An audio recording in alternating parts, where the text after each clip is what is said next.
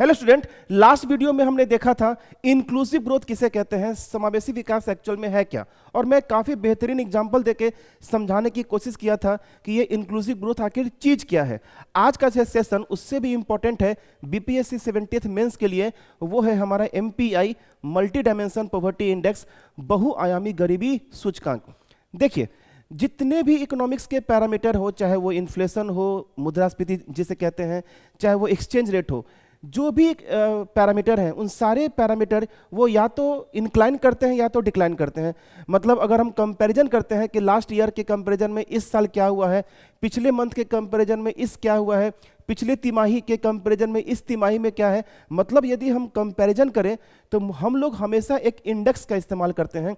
मैं आपको सबसे पहले ये समझाना चाहता हूं कि इंडेक्स एक्चुअल में है क्या। ये MPI में ये जो I है, इंडेक्स है, ये एक्चुअल में इंडेक्स चीज क्या है। देखिए, अगर मैं बात करूं इन्फ्लेशन, तो आप ये देखते होंगे मुद्रास्फीति में भी कई टाइप के इंडेक्स यूज किए जाते हैं, जैसे PPI है, WPI है, CPI है। CPI में भी आपके तीन है, CPI-R है, CPI-U है, CPI-C है, जिसमें से जो CPI-C है कंबाइंड है, वो है हमारा हेडलाइन इन्फ्लेशन कहलाता है। देखिए, इंडेक्स का मतलब आप समझते हैं, समझाता हूं आपको। होता क्या है कि अगर मैं बोलूं कि चावल महंगा हो गया है, तो क्या चावल महंगा हो गया है तो क्या आप ये कह सकते हैं कि मेरे पूरे इकोनॉमी में इन्फ्लेशन आ गया है? नो, हम नहीं कह सकते। यदि गेहूं महंगा हो गया है, कह सकते हैं क्या? नो। यदि दूध महंगा हो गया है तो क्या हम कह सकते हैं? नो। हम किसी एक पार्टिकुलर कमोडिटीज को देख के नहीं कह सकते हैं कि इन्फ्लेशन आ चुका है। तो होता क्या है कि हम लोग एक बनाते हैं बास्केट, और इस बास्केट में हम लोग रखते हैं कमोडिटीज, और इस कमोडिटीज का जब वेटेड एवरेज निकालते हैं, ये पूरे कमोडिटीज का ओवरऑल वेटेज अगर निकालते हैं और बोलते हैं कि ये बढ़ा है या फिर ये घटा है, इसको ही बोलते हैं इंडेक्स। किसी एक पार्टिकुलर चीज को देख के हम नहीं बोल सकते हैं कि हमारा ये पैरामीटर बढ़ा है या फिर घटा है, हमको देखना होता है इंडेक्स। और इंडेक्स कहलाता क्या है? तो उस बास्केट में जितने भी कमोडिटीज हैं उनका वेटेड एवरेज जो है वही हमारा कहलाता है इंडेक्स। तो जैसे इन्फ्लेशन के लिए हम लोग जो इस्तेमाल करते हैं वो CPI-C इस्तेमाल करते हैं। यदि मैं एक दूसरा एग्जांपल दूं इंडेक्स को समझाने के लिए, तो देखिए, हमारी जो इंडियन करेंसी है वो रुपी है, और वर्ल्ड की कई सारे करेंसी हैं, डॉलर है, युआन है, बहुत सारे करेंसीज हैं। और हमारी करेंसी को दूसरे करेंसी में अगर मुझे बदलना है तो हमें क्या करना होता है? Exchange rate. देखते होंगे हमेशा न्यूज में रहता है कि जो डॉलर का एक्सचेंज रेट है वो बढ़ता चला जा रहा है, बढ़ता चला जा रहा है। तो एक्चुअली है क्या, हमारी करेंसी को यदि रेस्ट ऑफ द वर्ल्ड से अगर मुझे एक्सचेंज करना होगा तो इंडिया का डॉलर में एक अलग एक्सचेंज रेट है, इंडिया का युआन में एक अलग एक्सचेंज रेट है, इंडिया का येन में एक अलग एक्सचेंज रेट है। लेकिन ऐसे कितने एक्सचेंज रेट होंगे? और हमको यह बोलना है कि लास्ट क्वार्टर में के कंपैरिजन में इस क्वार्टर में जो इंडिया की करेंसी का एक्सचेंज रेट बढ़ा है या फिर घटा है। आप कैसे बोलोगे? आप पूरे डाउट में हो जाओगे कि हम कैसे बोलेंगे, एक दो करेंसी तो है नहीं, कई सारे करेंसी है, और हम कितने करेंसी का याद रखेंगे कि रुपी का डॉलर से क्या हुआ है, यूपी का येन से क्या हुआ है, यूपी का युआन से क्या हुआ है। तो इतने कई सारे करेंसी है, तो इसके लिए हम लोग लेते हैं एक इंडेक्स का इस्तेमाल करते हैं, और उस इंडेक्स में वर्ल्ड के जितने भी करेंसीज हैं, उस करेंसीज में जो टॉप करेंसीज हैं, उस टॉप करेंसी को उसमें रख देते हैं, मतलब एक बास्केट में रख देते हैं। और रख के हम लोग क्या निकालते हैं? तो हम लोग निकालते हैं नीर, हम लोग निकालते हैं कौन सा? रीर। ये आप बेसिक जब इकोनॉमिक्स पढ़ रहे होंगे प्री और मेंस के लिए, तो नीर और रीर सर पढ़ाए होंगे। Nominal exchange rate, nominal effective exchange rate और रियल इफेक्टिव एक्सचेंज रेट। तो ये क्या है? इंडेक्स है। ये इंडेक्स नीर और रीर हमें यह बताता है कि हमारी करेंसी के रिस्पेक्ट में दूसरे करेंसी का एक्सचेंज रेट क्या है, हमारी करेंसी डॉलर के रिस्पेक्ट में बढ़ा है या फिर घटा है, एप्रिसिएट हुआ या फिर डेप्रिसिएट हुआ है। तो ये इंफॉर्मेशन पता चलता है किससे? नीर से और रीड से। ये बात क्लियर हो चुका होगा। तो मैं 2 एग्जांपल से मैं ये बताना चाहा हूँ कि एक्चुअल में इंडेक्स किसे कहते हैं। इंडेक्स का इस्तेमाल तब होता है जब किसी एक पैरामीटर को किसी दूसरे से मुझे कंपैरिजन करना होता है, और जब कंपैरिजन करने के लिए मेरे पास इंफॉर्मेशन कई सारे होते हैं। जैसे कमोडिटीज कई सारे थे, फॉरेन करेंसीज कई सारे थे, अब मुझे इंडियन करेंसी से क्या करना था, कंपैरिजन करना था, तो मैं यूज किया कौन सा, इंडेक्स। उस इंडेक्स से हमको यह पता चलता है कि जो रुपी है वो रुपी एप्रिसिएट हुआ है वर्ल्ड की रेस्ट करेंसी से या फिर डिक्लाइन हुआ है। इतनी बात क्लियर है। अगर हम बात करेंगे एमपीआई, ये जो एमपीआई में मल्टी डायमेंशन पॉवर्टी इंडेक्स है, ये multi dimension poverty index actual में होता क्या है, इस बात को हम लोग समझते हैं। देखिए यूएनडीपी ने क्या किया, यूएनडीपी ने बोला कि किसी भी देश की गरीबी, वो गरीबी या तो बढ़ेगी या तो घटेगी। तो गरीबी बढ़े या फिर घटे, इसका जो इंफॉर्मेशन है, ये इंफॉर्मेशन कैसे लिया जाए, तो इस इंफॉर्मेशन के लिए एक इंडेक्स तैयार किया जाए। तो एक बात तो क्लियर हो गया होगा, इंडेक्स का मतलब हो चुका है कि अब गरीबी का मापन किसी एक पैरामीटर से नहीं होगा। तो यस, आप बिल्कुल सही पकड़ रहे हैं, गरीबी का मापन किसी एक पैरामीटर से नहीं है। तो यूएनडीपी ने बोला कि 3 डायमेंशन है, इसीलिए इसका नाम पड़ा है मल्टी डायमेंशनल पॉवर्टी इंडेक्स। मतलब ये गरीबी मापने के लिए, पॉवर्टी मेजरमेंट करने के लिए जिस इंडेक्स का इस्तेमाल करते हैं उसको ही बोलते हैं MPI, multi dimensional poverty index, बहुआयामी गरीबी सूचकांक।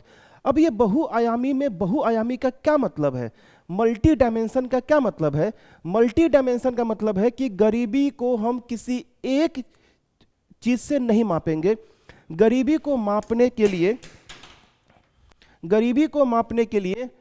यूएनडीपी ने 3 डायमेंशन बताए, 3 पैरामीटर बताए, और इस 3 पैरामीटर की मदद से एक इंडेक्स तैयार किया गया, और उसी इंडेक्स को बोला गया है ग्लोबल एमपीआई। क्या बोला गया है? Global MPI. तो यूएनडीपी ने 3 पैरामीटर लिया। वो 3 पैरामीटर कौन कौन से हैं? हेल्थ है, एजुकेशन है और स्टैंडर्ड लिविंग है। इस 3 पैरामीटर की वजह से ही इसका नाम पड़ा है मल्टी डायमेंशन। क्लियर है इतनी बात? और इस 3 पैरामीटर में जैसे हेल्थ का है, एजुकेशन का है, स्टैंडर्ड ऑफ लिविंग का है, सबके अपने अपने कुछ कुछ इंडिकेटर्स दिए गए।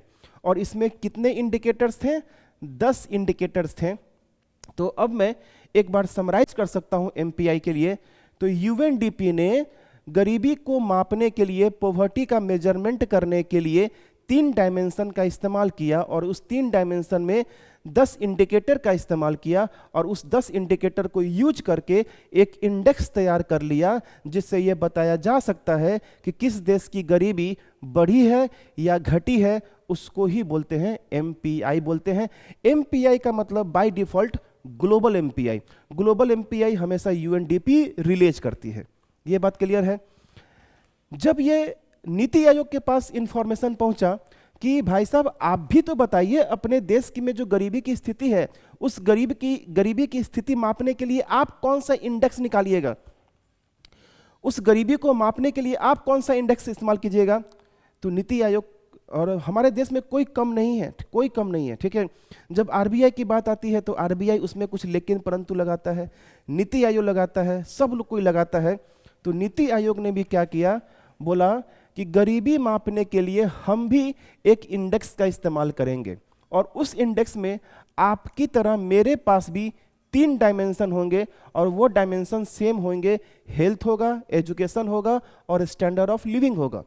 लेकिन जो आपके पास उस 3 डायमेंशन में 10 इंडिकेटर थे, वो 10 इंडिकेटर मेरे में 10 इंडिकेटर नहीं होंगे, मेरे में 12 इंडिकेटर होंगे, और 12 इंडिकेटर को यूज करके मैं भारत की गरीबी की स्थिति के बारे में बताऊंगा कि पिछले साल की तुलना में इस साल गरीबी बढ़ी है या फिर घटी है। 3 डायमेंशन और 12 इंडिकेटर का इस्तेमाल करके बताएंगे। क्लियर है? और इस चीज को बोला गया नेशनल एमपीआई। तो याद रखिएगा, national MPI NITI Aayog release करती है, ग्लोबल एमपीआई यूएनडीपी रिलीज करती है। ग्लोबल एमपीआई में 3 डायमेंशन 10 इंडिकेटर होते हैं और नीति आयोग के नेशनल एमपीआई में 3 डायमेंशन और 12 इंडिकेटर होते हैं। ये बात क्लियर है सर? वो 2 इंडिकेटर कौन कौन से हैं? तो एक मैटरनल हेल्थ है और एक आपका बैंक अकाउंट है। आई होप सो इतनी बात समझ में आ चुका होगा कि एमपीआई किसे कहते हैं, एमपीआई किसे कहते हैं, एमपीआई में इंडेक्स किसे कहते हैं, मल्टी डायमेंशन में ये मल्टी डायमेंशन क्या है, ठीक है, पॉवर्टी इंडेक्स, ये सब कुछ मैं आपको समझा चुका हूं। अगर मैं थोड़ा सा इसको मैं इलैबोरेट करूं मेंस पॉइंट ऑफ व्यू से, देखिए ये था बेसिक इंफॉर्मेशन कि हाँ आप एमपीआई के बारे में लिख सको। अब देखिए हर चीज है चाहे वो हिंदी मीडियम वाले बच्चों के लिए हो चाहे इंग्लिश मीडियम वाले बच्चों के लिए हो, मेरे पास सारे औजार अस्त्र शस्त्र सब कुछ है। हिंदी वाले अगर चाहते हैं पूरे तरीके से लिखना तो हिंदी वाले के लिए बिल्कुल अच्छे से लिटरेचर बना के है, और सबसे इंपॉर्टेंट बात है अपडेटेड करंट अफेयर से, बिल्कुल 2024 के दिसंबर तक का डाटा मैं इसमें ऐड कर रखा हूं। आपको इकोनॉमिक्स के लिए कहीं भी गूगल करने की जरूरत नहीं है, किसी कोई किताब खोलने की जरूरत नहीं है, सीधा इसको याद कीजिए, आंसर क्वेश्चन आएगा लिख डालिएगा, आपके क्वेश्चन कहीं नहीं जा रहे हैं और आपका जो आंसर होगा वो बाकी लोगों से कहीं ना कहीं बेटर होगा, ठीक है।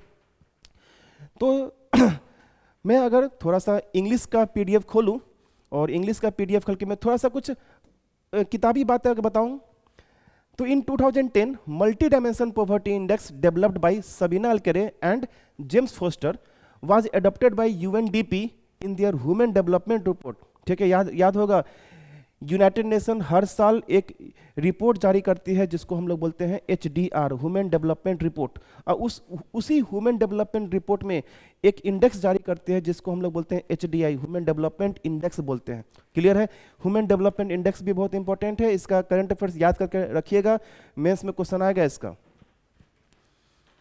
तो 2010 से यूएनडीपी ने क्या किया, एमपीआई रिलीज करना स्टार्ट किया। तो अगर मैं बोलूं कि the global multi dimension poverty index, multi dimension poverty index क्या है, तो poverty measure that reflect multiple deprivations that poor people face in the area of education health and living standard. यही 3, हेल्थ एजुकेशन और living standard, यही 3 क्या है, dimension है। तो इस 3 डायमेंशन में जो लोग हैं वो किस टाइप के प्रॉब्लम फेस कर रहे हैं, इसका ही बताता है, इंफॉर्मेशन बताता है, कौन सा, एमपीआई बताता है। ये बात क्लियर है? आगे बढ़िएगा। देखिए ये सारा चीज आपके पास मेंस के लिए, जो मैं जितनी बातें बोला हूं वही बातें यहां पर है, मैं उसको बाय लाइन बोलना सही मैं नहीं समझता हूं। ये पीडीएफ के लिए आप जो नंबर है, इस नंबर पे आप व्हाट्सअप करेंगे, आपको ये सारे पीडीएफ मिल जाएंगे, बस इसको याद कर डालिए, आपके मेंस पार लग जाएगा। देखिए मेट्रोलॉजी के लिए क्या किया गया, आपके 3 डायमेंशन लिए गए थे, तो एक है आपका हेल्थ, दूसरा है एजुकेशन और तीसरा है स्टैंडर्ड ऑफ लिविंग। इस स्टैंडर्ड ऑफ लिविंग, ये 3 आपके डायमेंशन है और आपके 10 इंडिकेटर हैं। आपके 10 इंडिकेटर यहां से लेके यहां, 12 इंडिकेटर है। ये हमारा कौन सा है, नेशनल एमपीआई है। तो अगर आप यहां से यहां तक चेक करेंगे तो आपके कितने हैं, 12 इंडिकेटर है। 12 में से जो 2 एक्स्ट्रा इंडिकेटर है वो मैटरनल हेल्थ है और आपका बैंक अकाउंट है, ठीक है। और इसी इंडिकेटर की मदद से, डायमेंशन की मदद से एक इंडेक्स निकाला जाता है और उस इंडेक्स को ही बोलते हैं एमपीआई बोलते हैं। उस एमपीआई इंडेक्स कैसे निकाला जाता है, तो एमपीआई इंडेक्स निकालने के लिए जो सबसे पहला वर्क होता है उसको हम लोग बोलते हैं हेड काउंट रेशियो। सबसे पहला काम होता है हेड काउंट रेशियो निकालना। दूसरा काम होता है इंटेंसिटी ऑफ पॉवर्टी निकालना, और फिर हम लोग निकालते हैं फाइनली एमपीआई निकालते हैं। तो ये जो सेशन है कैसे हम लोग निकालते हैं ये हम लोग करेंगे अगले सेशन में। आपको किसी भी टाइप का कोई डाउट हो तो आप कमेंट सेक्शन पे लिख सकते हैं, मैं आपको हर चीज़ का इन्फॉर्मेशन दूंगा। और आपको लगता है मेंस का आंसर राइटिंग हो, टेस्ट सीरीज हो, उसके लिए चहल एकेडमी के पास सारे कोर्सेस अवेलेबल हैं। आंसर राइटिंग तरीके से चेक होता है ना। और जो नंबर ऑफ क्वेश्चन है वो मैं आपको एश्योरिटी दिलाता हूं, तो कि पूरे पटना में सबसे ज़्यादा मेंस का आंसर राइटिंग, उसका मॉडल आंसर चहल एकेडमी के पास है, आइए जुड़िए और कहीं ना कहीं अपना जो एजुकेशन है इसको ट्रांसफॉर्म कीजिए। Okay, thank you.